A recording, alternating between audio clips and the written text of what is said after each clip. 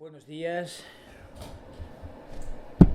El día 2 de junio emitimos desde la Liga por la Libertad de la Vacunación, emitimos la primera nota referente a los acontecimientos relacionados con la difteria padecida en la población de Olot en el mes de mayo-junio.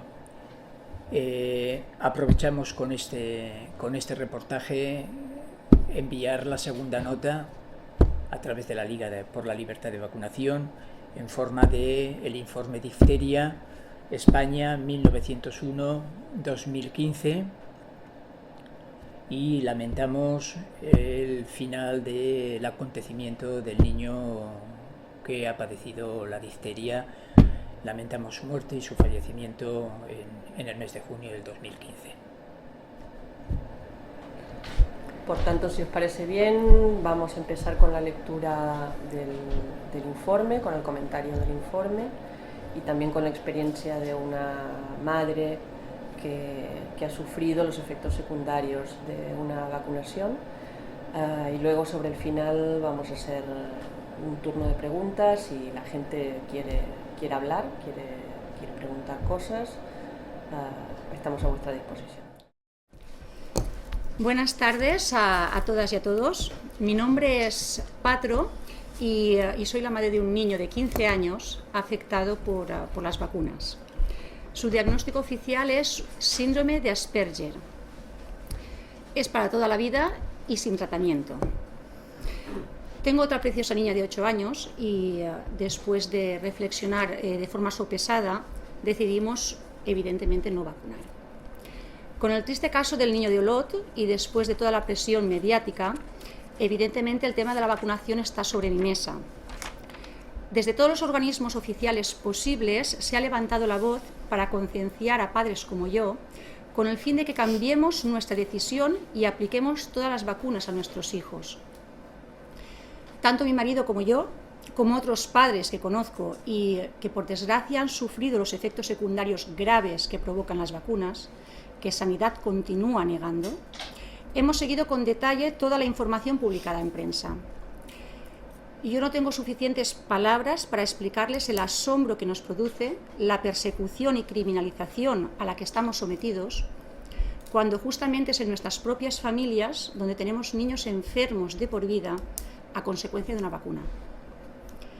El conseller de Salud de Cataluña, Boi Ruiz, ha declarado en prensa que tan víctimas son los niños no vacunados como los padres que deciden no vacunar, añadiendo a continuación que aunque no exista el riesgo cero con las vacunas, no es suficiente motivo para transmitir un falso mensaje en favor de no vacunar.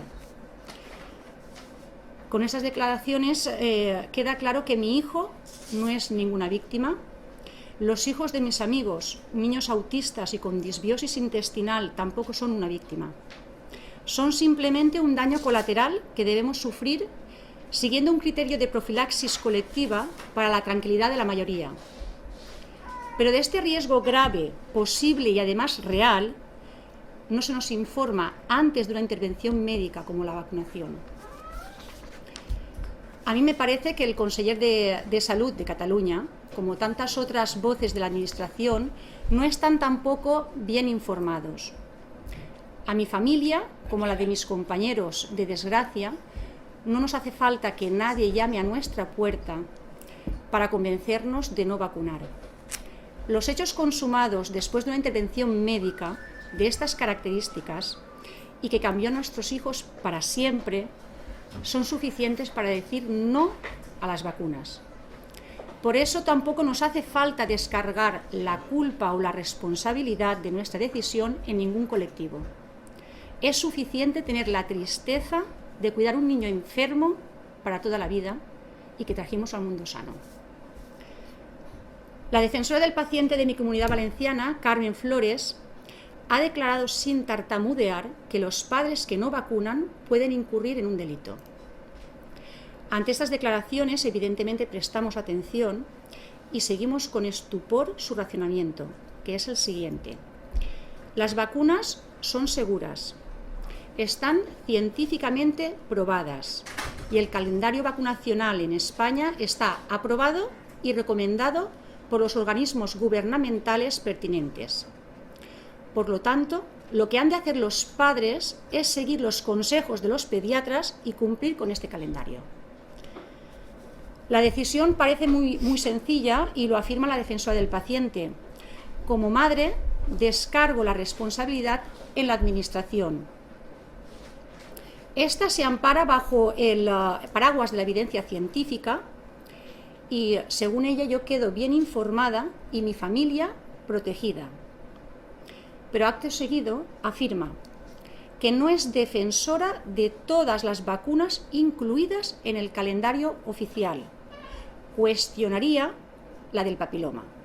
Incluiría otras que algunos médicos colegiados piden a gritos. Por tanto, y según su criterio, mis hijos están sometidos a un calendario vacunacional dudoso y con un grado de peligrosidad para su salud, de la cual ella no se hace responsable. Y yo además añado por experiencia que ninguna administración se hace responsable. Si como madre preocupada busco información y consejo en los pediatras, el desbarajuste aumenta, con los distintos criterios que me puedo encontrar, como por ejemplo vacunas necesarias, vacunas innecesarias, vacunas peligrosas y algunas que incluso son una posible estafa. Con la salud de mis hijos no se juega y la responsabilidad, por tanto, es mía. Y ante todas estas incongruencias, mi decisión, mi responsabilidad es no vacunar. Carmen Flores es consciente de las contraindicaciones que acarrean algunas protecciones inmunitarias, pero en general defiende que la eficacia a la hora de prevenir posibles patologías las justifican. La enfermedad de mi hijo, según ella, está justificada. Según ella, me he de sentir plenamente satisfecha porque mi hijo no sufrirá ni difteria, ni tétanos o tosferina, pero tendré que luchar toda la vida por su interacción social, para que sea capaz de mirarme cuando me habla, para que sea capaz de explicarme sus sentimientos cuando es rechazado por sus compañeros por ser diferente, y diferente después de una vacunación supuestamente segura. A ver cómo Carmen Flores convence a mis amigos para que vacunen a todos sus hijos cuando en casa tienen un maravilloso niño o una niña que de un día para otro dejaron de llamarles mamá y papá y de mirarles a los ojos después de una vacunación y de la administración de una vacuna combinada, sobre todo una vacuna combinada. Ellos continúan luchando por recuperar la interacción de lo que más quieren en este mundo, que es sus propios hijos. Y con toda la carga emocional que esto supone, con toda la carga económica sobre todo que esto supone, y de la que no se nos advierte desde ninguna administración sanitaria. Yo no necesito su evidencia científica, la evidencia científica la tenemos nosotros en casa.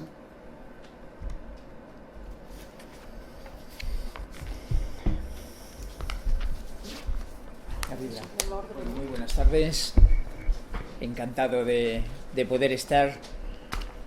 Como segunda nota que emitiremos desde la Liga después del 3 de junio, que emitimos la primera nota delante de todo el boomerang y delante de toda la situación que se creó. Y ha sido muy interesante lo que ha ocurrido este mes para nosotros, porque de una vacuna que la teníamos prácticamente olvidada, prácticamente como la viruela, de las que no hemos hecho un informe exhaustivo. La viruela no hemos hecho el informe, pues de la difteria no habíamos hecho el informe. Y inicialmente el grupo médico que pertenece a la Liga pues consideraba que podría ser una de las vacunas a poder utilizar. Y mira por dónde, después de este mes, nos lo han puesto la cosa muy fácil para poder llegar a las conclusiones que os mostraremos.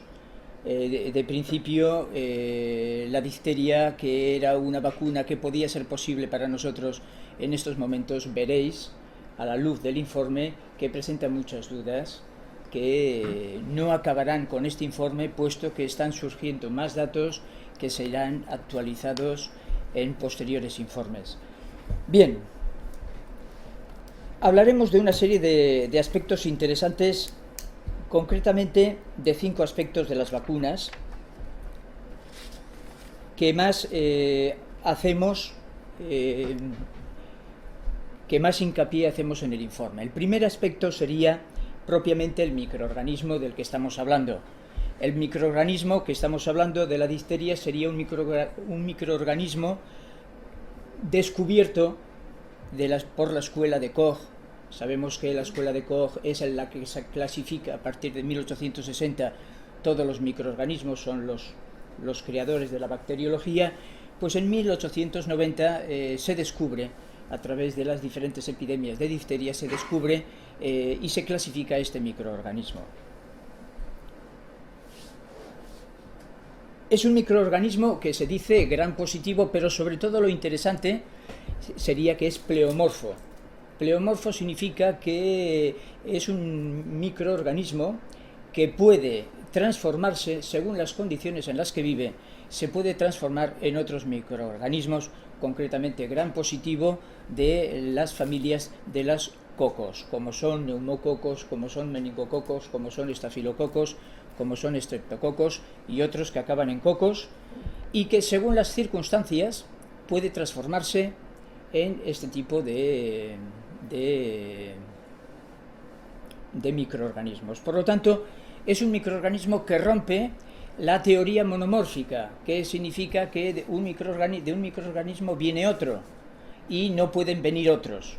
Por lo tanto, es muy interesante que por los autores, además no lo decimos únicamente nosotros, sino lo diría en Lluís Salleras y lo dirían otros autores, en el que aceptan que este microorganismo, según las condiciones a las que está sometida, se transforma en otros microorganismos. Por otro lado, importante, forma parte de la microbiota, que sería de toda aquella carga de microorganismos que está presente en nuestro organismo. Es aceptado que está en la piel, está en mucosas y está en todo el organismo donde hay piel y donde hay mucosas. Por lo tanto, junto a las bacterias, junto a los virus, junto a los hongos, formaría parte de toda esta microbiota, flora, que nos da vida, que nos da inmunidad, que nos da micronutrientes y que nos da la posibilidad de vivir. Por lo tanto, su presencia, familias que forman en la difteria, el microorganismo, muchas familias, su presencia no significa que haya contaminación, ni que haya infección, ni que haya capacidad patógena, sino su presencia significa que vive con nosotros juntamente a otras familias, como hemos comentado de virus, como hemos comentado de protozoos y como hemos comentado de hongos. Por lo tanto, su presencia, tanto en personas vacunadas como no vacunadas, es lógico. En personas no vacunadas habrá presencia del Corynebacterium, las diferentes familias que sean, y en las personas vacunadas también habrá esta presencia.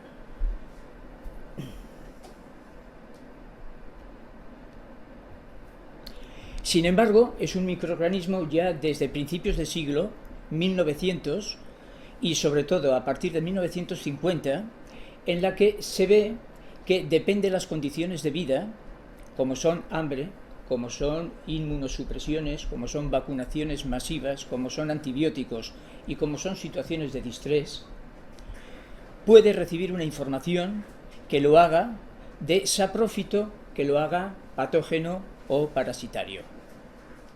Por lo tanto, este es el concepto que veremos en los libros, que es el concepto de fago. Es aquella información de una nueva información ADN que entra en este microorganismo, Corynebacterium, y en lugar de ser un microorganismo saprófito, se convierte en un microorganismo patógeno, que ya no nos ayudará a las funciones básicas metabólicas y nutricionales, sino que se hará con el gobierno de nuestras capacidades nutritivas y entonces empezará un proceso de infección, incluso en estas condiciones de alta letalidad, de alta posibilidad de morir. Sin embargo, es importante saber que este concepto de fago no es un concepto únicamente bioquímico o microbiológico, sino es un concepto sociológico, que quiere decir que una información de unas condiciones de vida características hará que ese microorganismo reciba una información que transforme su información de vida saprófita, pasando a una vida patógena. Es en el año 1920, 20 años posteriormente a la clasificación de este Corynebacterium, que se puede analizar lo que produce realmente la lesión sobre nuestros órganos, que son la proteína que produce este Corynebacterium. Por lo tanto, sería como otros, como el Clostridium, que no es malo, diríamos, su presencia, sino que es la proteína que segrega la que nos producirá un nivel de lesión en los órganos renales, cardíacos, básicamente. Por lo tanto, este es un aspecto importante a tener en cuenta. El segundo aspecto importante es la epidemiología de la difteria. En esta epidemiología comentaremos dos aspectos, mortalidad y morbilidad. La mortalidad, nosotros desde el Ministerio de Economía tenemos los datos que serán publicados desde que 1901 hasta 1945, y de 1945 Sanidad publicará sobre 2015 el resto del comportamiento de esta infección. Por lo tanto, tenemos un amplio espectro de una gráfica amplia desde 1901 hasta 2015. De tal manera que en la España de 1901 moríamos 6.000 personas de difteria. Llegando al año 1937, 1.700 personas. Y llegábamos al año 1940, posterior a la guerra civil, y esto lo veremos en muchas curvas, Primera Guerra Mundial, Segunda y guerras civiles y locales que haya habido, que sube de 1773 del 37 a 3.129 muertes en 1940. Pero llegamos ya en el 64 a 81 personas fallecidas, y en el 65 llegamos a 56. Esto es importante, porque el descenso que hay de la epidemia de difteria sin vacuna, que la vacuna no entra hasta 1945-50, es de un 98% el descenso sin vacuna. De un 98% sin intervención de ninguna de las vacunas. En el año 45-50, sobre una población de 1.300.000 infantes de 0 a 3 años, se introducen 104 dosis, que eso es únicamente un 7%. Por lo tanto, desde 1901 al 45 no hay vacuna y baja un 98%, desde 1945-50 un 7% de la población infantil vacunada baja hasta el año 65 a 56 personas. Vacunología considera que es un margen suficiente de protección entre un 50 y un 80% de la población.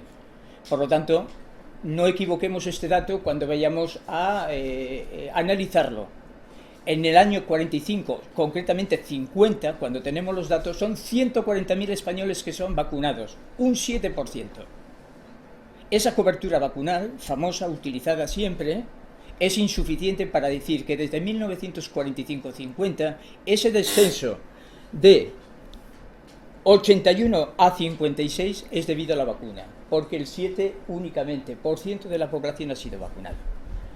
Sin embargo, en el año 65, con 56 personas fallecidas, baja hasta el 87 a 1, introduciendo cada año sobre 1.500.000 dosis, sobre unas poblaciones ya ascendentes, desde 2 millones de infantes hasta ascensos progresivos de la población infantil española según el país va subiendo en población.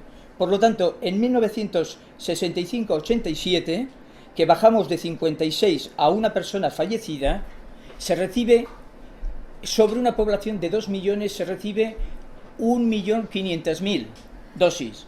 Alguien diría que es 1.500.000 vacunadas. No. Cuando en 1950 es una dosis para persona, en 1965 han de ser 2 dosis por persona. Por lo tanto, son 750.000 personas las que fueron vacunadas. Llegaría más o menos al 50% de la población, insuficiente a todas luces para poder decir que el descenso de 56 personas fallecidas en el 65 hasta el 87 fuese de 56 a una persona. Sin embargo, a partir ya del año 84 hay datos ya fehacientes de toda fiabilidad, en el que podemos decir que a partir del 84 ya vamos ascendiendo de un 50 a un 80 y actualmente hasta 2015 un 94% de población vacunada. En cuanto a la morbilidad, el ritmo es el mismo. De 1901, 60.000 personas sufrimos difteria y en el año 1965, 1.700 personas. En 1983, 0 personas. Sin embargo, nos remitimos al informe de la OMS en la que dice que en 1997 hay 3 personas que sufren difteria y en 1998 2, que nunca se publicaron en el territorio de España. Podría ser que haya sido un error. Por eso el 22 de junio se pide al Carlos III que corrija ese error, porque tenemos las gráficas de la OMS que hace referencia a que en 1997 hay 3 personas con difteria y en 1998 con 2.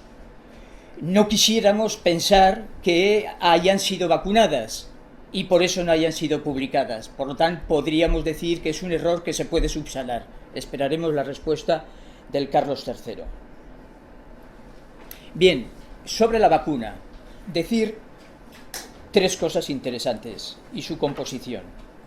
Primero de todo, la Magda Campins, vacunóloga del Servicio de Vacunas de Cataluña y de España, ella en su momento define que la vacuna de la difteria nunca fue creada para hacer desaparecer el Corynebacterium.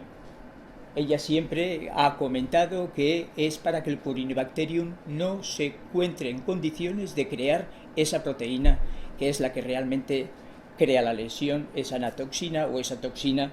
Por lo tanto, tienen claro la vacunología oficial tiene claro que la vacuna es creada para disminuir esta capacidad reactiva de este Corynebacterium.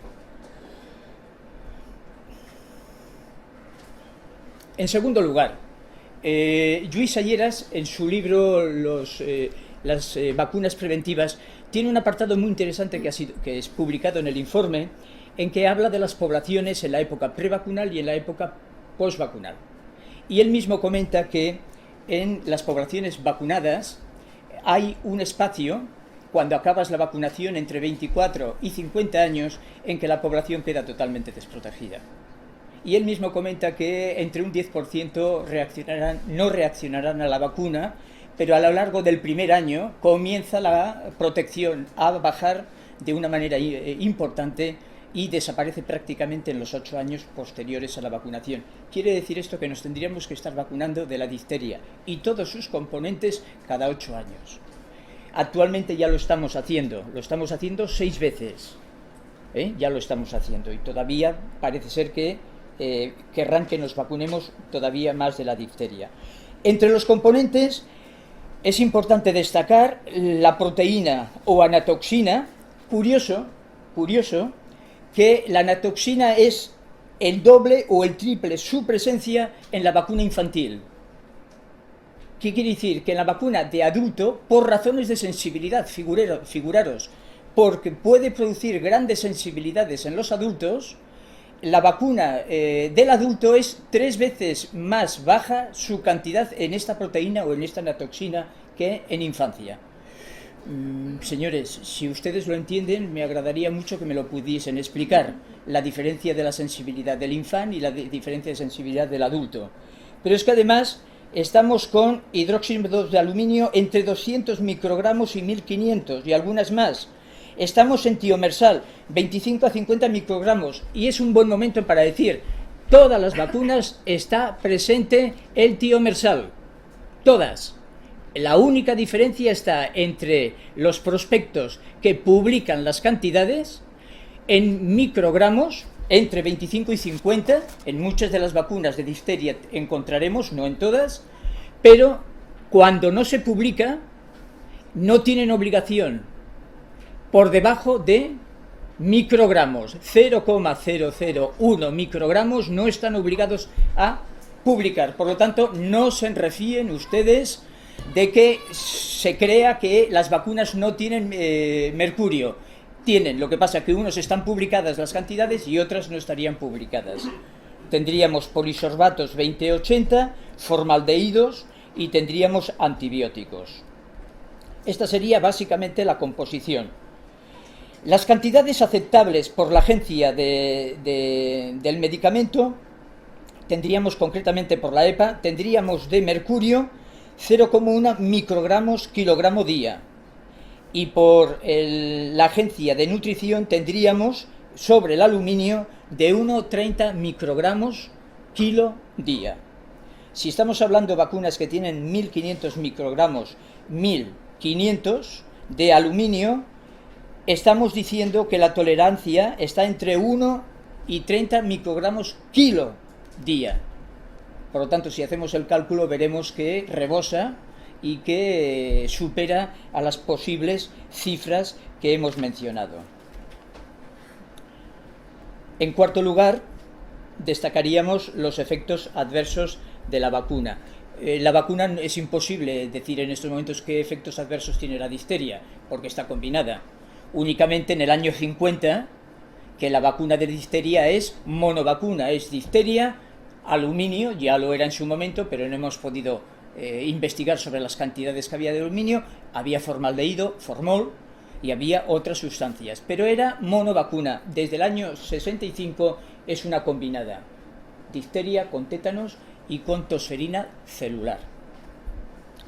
Por lo tanto, los efectos son globales. Es imposible decir en estos momentos cuál es el efecto de la difteria. Pero, sin embargo, hay un dato muy importante, que en estos momentos tienen ustedes acceso a los prospectos de cada una de las vacunas. De cada 1000 personas, de cada 10.000 dosis, una persona tendrá un efecto adverso. En un 50% será lesiones tipo encefalopatía, en un 30% serán alergias y el 20% repartidas entre lesiones renales, vasculitis autoinmunes, manifestaciones digestivas, endocrinas, sobre todo fijémonos relacionado con el aluminio, diabetes por aluminio, metabólicas, importante, fijémonos en los cambios en calcio y fósforo, debido a que el aluminio hace competencia con el calcio y nos cambia todo el funcionamiento de tiroides y paratiroides, aparato locomotor, aparato muscular y cambios a nivel cardiovascular, sobre todo en la tensión arterial y en la transmisión de la electricidad cardíaca. Y tengamos en cuenta sobre todo lo que desde 2013 ya sabemos entre todos y ha sido publicado, que la presencia de los adyuvantes que acompañan a las vacunas se ha definido ya como el síndrome autoinmune a los adyuvantes, que lo conocemos como ASIA, en que cualquier persona que habiendo recibido una vacuna, en este caso de difteria, dentro de las 6 semanas podrá presentar un efecto adverso. Por lo tanto, esto sería lo que nosotros en el informe, y tendrán ocasión en la web de la Liga, tendrán ocasión de encontrar, y desglosa estos 5 aspectos que hemos comentado. Los aspectos del microorganismo, los aspectos de la epidemiología, los aspectos de la vacuna, los aspectos de los efectos adversos y los aspectos de qué tipos de efectos adversos nos podemos encontrar. Sí es cierto que en estos momentos el prospecto a partir del año 2005-2011 conlleva más información que los tratados de efectos adversos publicados. O sea, en este aspecto es más transparente actualmente la industria que no la administración. Por lo tanto, es importante que ustedes esto puedan contrastarlo. ¿Qué dice la administración con sus publicaciones universitarias y qué dicen los prospectos con las publicaciones propiamente del fabricante?